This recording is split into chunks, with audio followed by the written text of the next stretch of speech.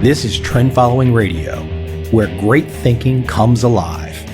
Nobel Prize winners, legendary traders, best-selling authors, and the pros that know what drive us irrational human beings. I am your host, Michael Covel. Not filtered, raw, honest.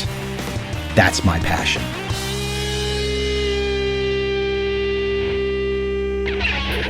As with all of my monologues, diversity is starting to become, I guess, my motto, so to speak. And I took about 10 minutes tonight just to look around, and I had actually a friend, a student, Jim Byers, emailed me a Bank of England speech. And I've not read the whole thing yet, but everything you're going to hear tonight, and I am recording this at night, is related to or started with this speech that Jim Byers sent me. And the speech is called The Dog and the Frisbee.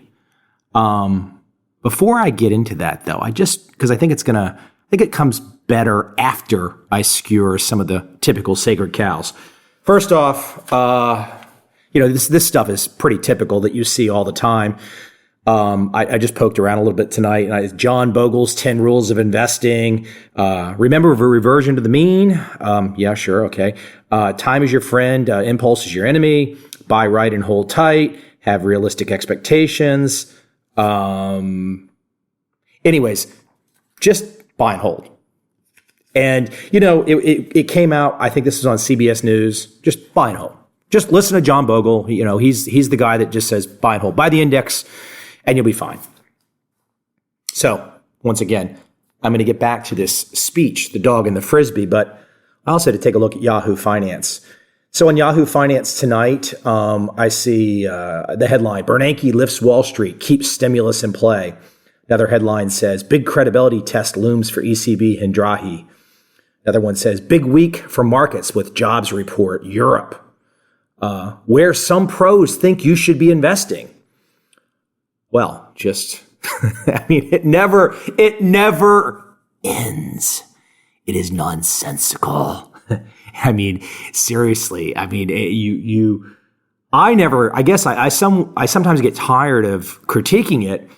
But I use it as a setup. I say, okay, here's all this typical information, the John Bogle article, probably bought and paid for by somebody, and the typical headlines at Yahoo Finance. So let me get back to Jim sending along this speech. So the speech was called The Dog and the Frisbee from the Bank of England, and I guess it just came out here the last day of August. And I've not read it all, but I only needed to read the beginning because I knew where it was going, and I had written about this type of decision-making in my books before. This guy, Gerd, and I don't want to mispronounce his last name, but Gerd Gegenheiser, I'm not sure. Anyways, I guess I could be more prepared and look up his exact spelling, but I source him in my book. He talks about decision-making. Source him in Trend Following. So anyways, The Dog and the Frisbee. What does that have to do with leading in with John Bogle and all these typical headlines at Yahoo, et cetera, et cetera? Well, that's a lot of inputs. If we take Bogle's comments and we take the headlines, it's a ton of inputs, right? And the objective is to make a buy and sell decision in some type of risk management constraint. And with all that information that you can get, and we haven't even got into the, I think before I get back into the Dog and the Frisbee piece and connect that in with decision making, I want to add, as I read those headlines, because I printed this off too, digital stress in your brain.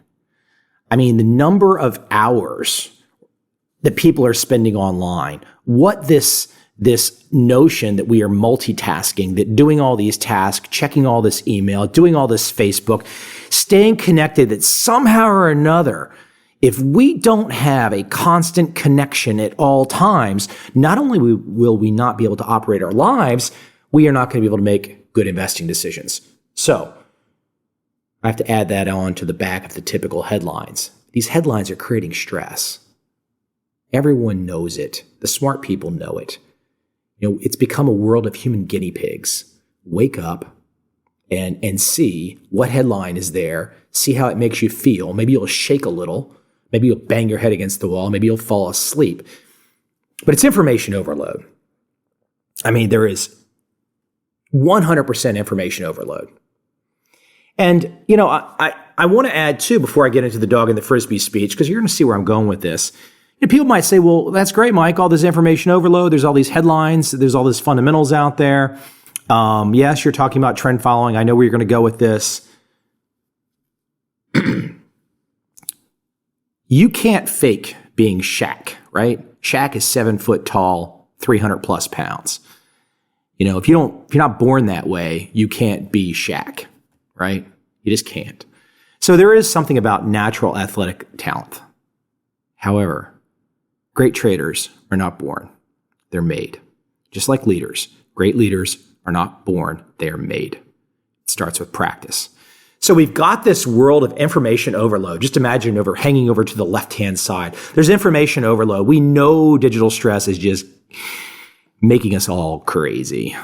Well, it's not really making me crazy. I'm just talking about it because I know it's making a lot of other people crazy. So how do you break out? Well, you got to believe, before I even get into this point of the dog and the Frisbee speech, you've got to believe what I just said about Shaquille O'Neal, the basketball player, the famous NBA retired basketball player. If you're not 7 foot, 300 pounds, you can't be Shaq. You can be a great trader, though. Absolutely. Study, practice, avoid some of those things that I'm talking about that cause all that digital stress. Let's get into a really tangible example with this dog and the Frisbee speech, though. And it actually connects extremely well with another example that I put in my book, which is the idea of catching a baseball.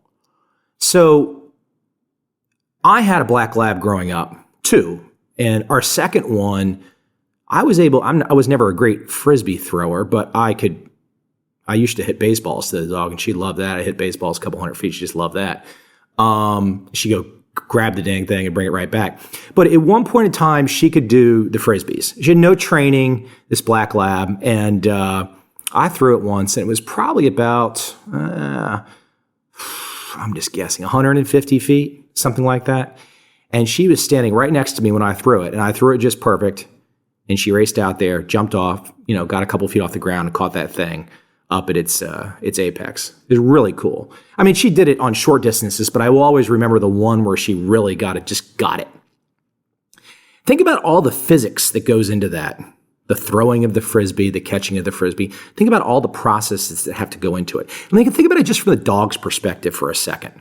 The dog has to time a hell of a lot of stuff, right? Has to run, has to time to jump, open its mouth, catch. And if you think about it, there's probably all kinds of massive calculations going in place. I mean, if you wanted to do the mathematical computations, it could get to be something pretty serious, well past my pay grade. But the dog just basically runs out there, sees the Frisbee, jumps up, and catches it. Well, think about, for those of you that understand American baseball, for those of you that don't, you can go watch a YouTube video, but, imagine you're throwing the baseball back and forth. You've got a glove on.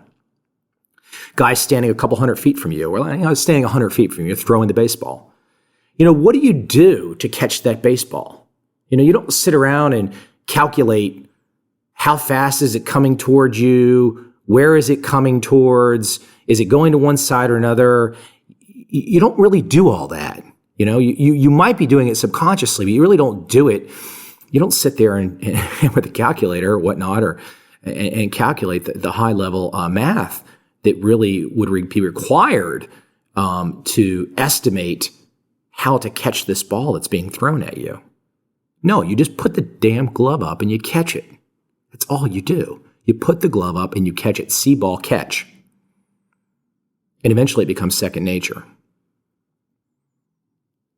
So instead of doing all of the complicated stuff, once again, why I was laying the foundation for all the headlines that are at Yahoo Finance every night, every day, constantly, do this, do this, do this, do this. And you have this laundry list of do this that somehow or another is going to get you to make the right buy and sell decision. Well, compare it to the dog and the Frisbee, compare it to the baseball catch. It's simple decision making. Like the best the best way to be, like the digital overload, the Yahoo Finance, the Bloomberg, the CNBC, the information overload is not helping you to make what should be and what is a rather simple decision. Buy or sell. Of course, you need rules. But in the trend following world, I think why I love the dog and the frisbee example, why I love the baseball catch example, is because you reduce the decision making down to one variable: price. The price of the instrument you're trading. You could be trading a futures contract. You could be trading a stock, an ETF. I really don't care. It could be any market. It could be a corn market. It could be gold. It could be Apple. Once again, it's not really relevant what it is. But the key is, how do you reduce this down to the decision-making process where it doesn't tax the brain? You're not digitally stressed out. Because who really wants to, gain hundreds of pounds and be completely out of shape and have no life in the pursuit of being a day trading lunatic? Which, frankly, yes, some guys might get lucky, but most people, it's just fool's gold. So once again, if you're comparing the decision-making process, and I don't know what the decision-making process is if you read the Yahoo headlines. I mean, let's just face it, it's gambling. It's nonsensical. So if you're making decisions based off reading the news every day, I mean, that's just craziness. But if you just assume that all of the news and all of the headlines are baked into the price of the instrument, well, that's fairly easy then, especially if you're applying a trend-following system, because you're just saying, hey, price is moving up. I want to be long. I want to be a buyer. Price is going down. I want to be short. I want to be a short seller, or I want to be out of the market.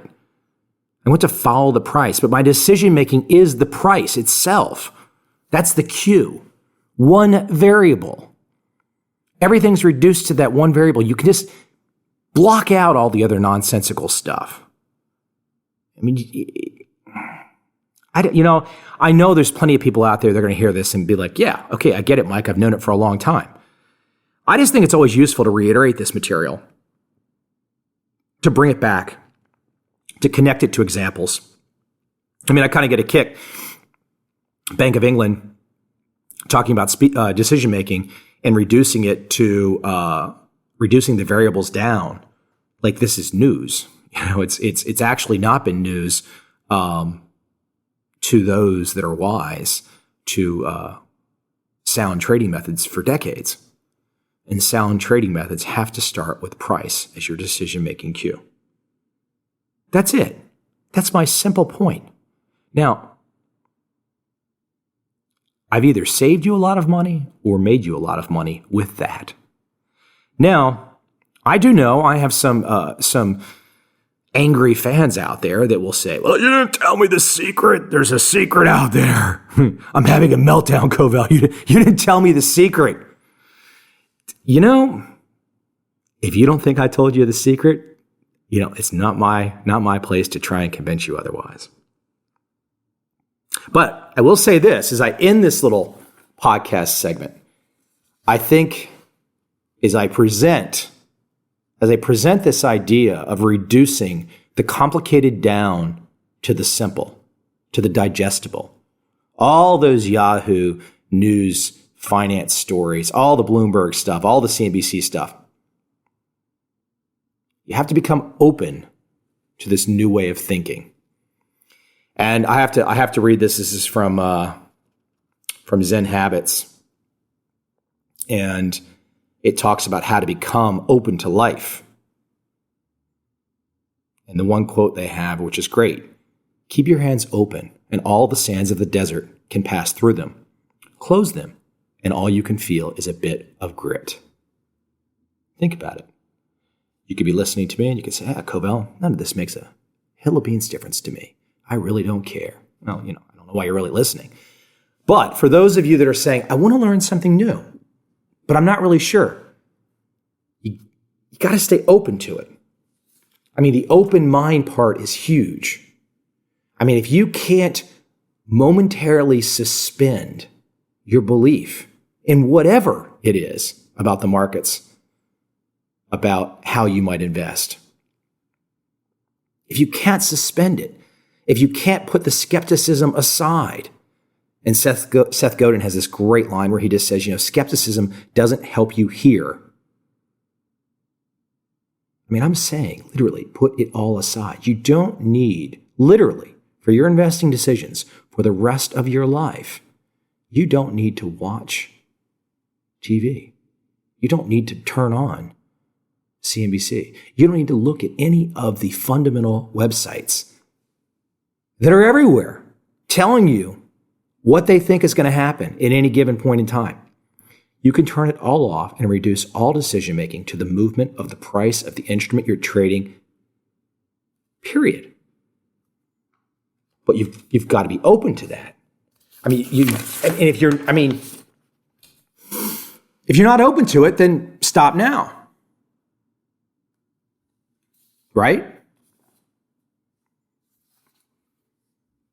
But if you are open to it, if you can be open to hearing something new, I want you to think about one last big picture thought. The importance of now. I've been beating the drum for a while, but the importance of now is huge. Look, most people have excuses. Most people don't care enough to make a difference. They're afraid to take action. They think they can't afford it. They won't talk about it. They're scared. There's all kinds of issues.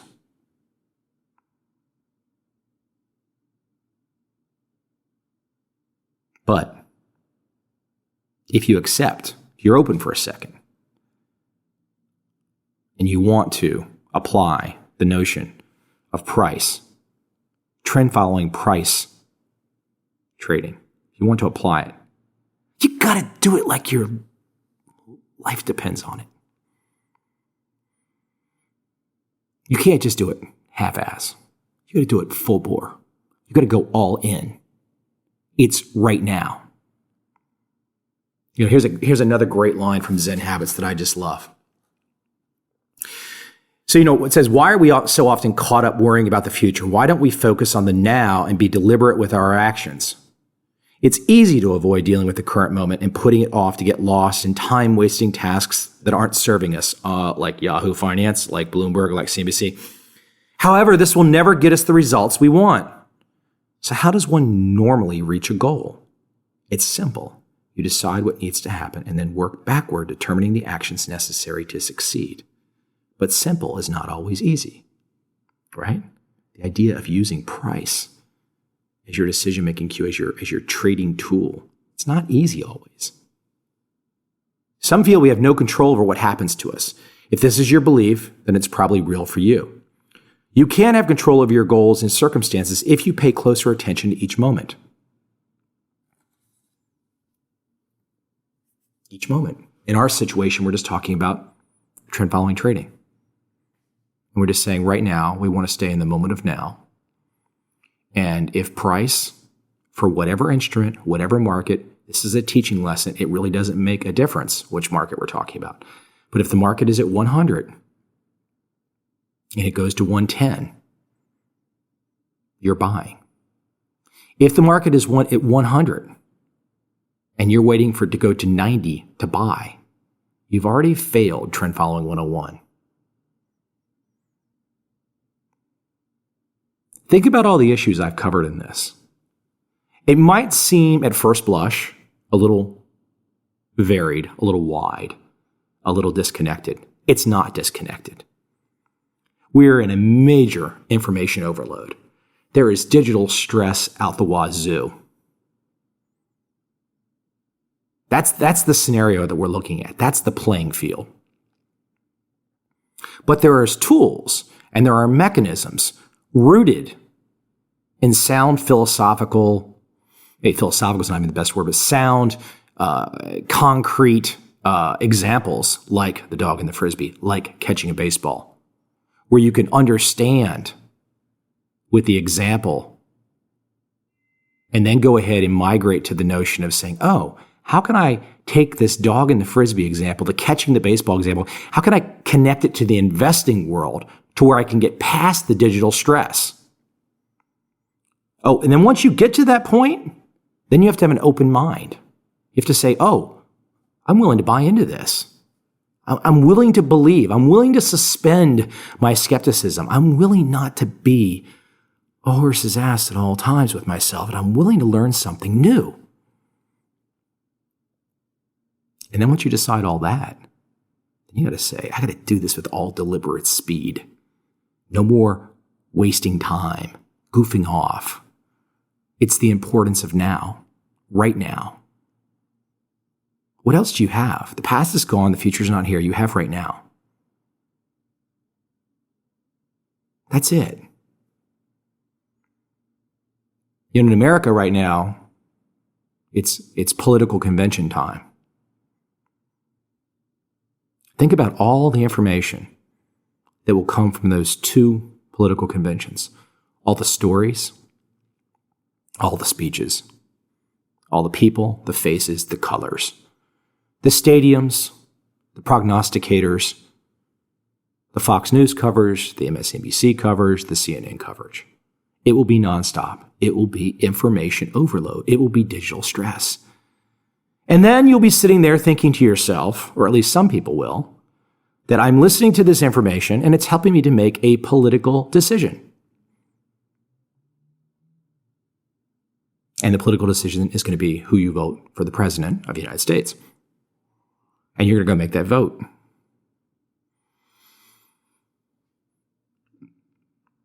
And if you make that vote for investing reasons,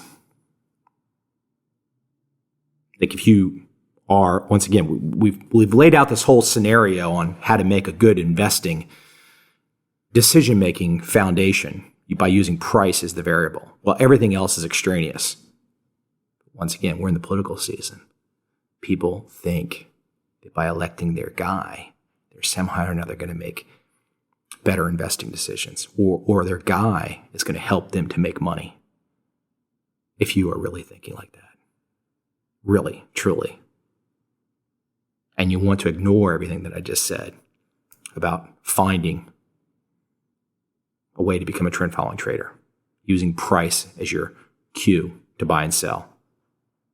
And you're gonna avoid everything that I'm saying about the digital stress, about the information overload, and you're gonna walk right into the political season. You're gonna be telling your friends all day long about how great it is, and your guy's gonna make you money and this and that. And I have one word only, and I'm just dying. I'm not really dying I was going to say I'm dying to see somebody counteract me. Actually, I'm not really. It's just my view, and I really don't care if you agree or not. But if you're sitting out there and you think your investing health, your investing account is truly going to be influenced, or your buy and sell decisions are going to be governed by who becomes the president, based on every known piece of information that exists out there, telling you why that's not the case, why it's a dog and pony show. I just have to think, my friend, you're a masochist. You love the idea of losing. You love the idea of taking it on the chin. You love the idea of some kind of self-harm. Because none of that stuff makes a bit of difference. That's what's so cool about the dog and the Frisbee speech. That's what's so cool about the baseball catching story. Reduce it down to something that's manageable. Enjoy life.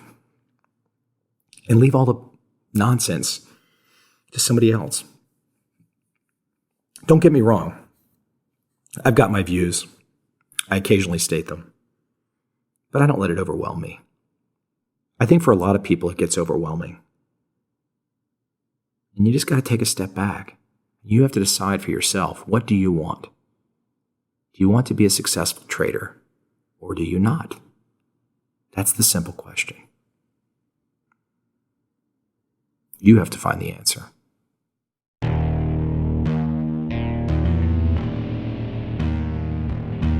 I see a time when those awake will understand how to make money in up, down, and surprise markets. Whether new trader or experienced, college student or financial advisor, protecting against a crash or just trying to make a lot of money, trend following offers everyone an answer in uncertain times. To get started immediately, send me an email, michael@covel.com. I will send you the right trend following steps to take along with my free video.